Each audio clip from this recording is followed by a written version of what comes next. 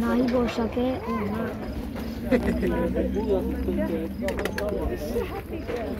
tụi tôi lo tụi đó. Kevin, come over here.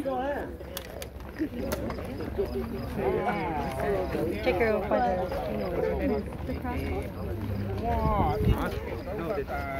Mà này nó đi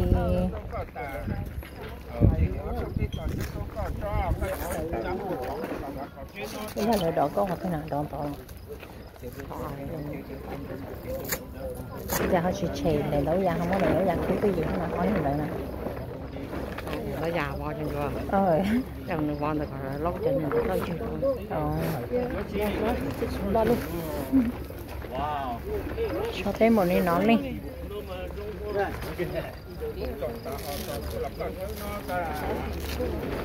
cho cái cho nó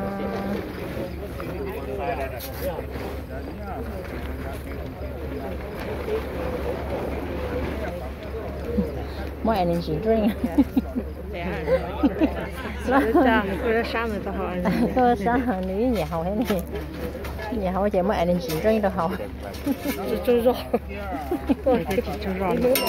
tôi nhìn nó rất sáng hậu energy drink à cho nó là cái gì mất đời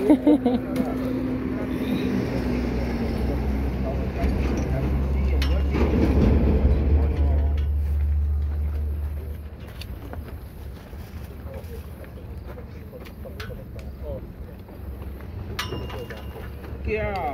cho cái trò chơi cho cái tạ chế cái vô chắc cầm của chó một cái và chơi nó ta màu đẹp đi hả đó là số này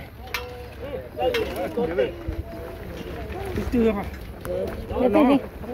ta nó tay chân đây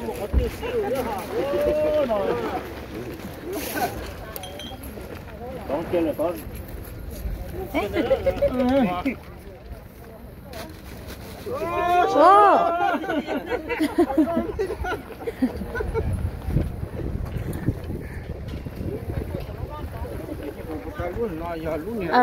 ok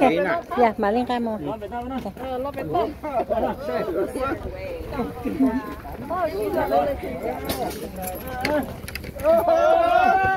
mua lo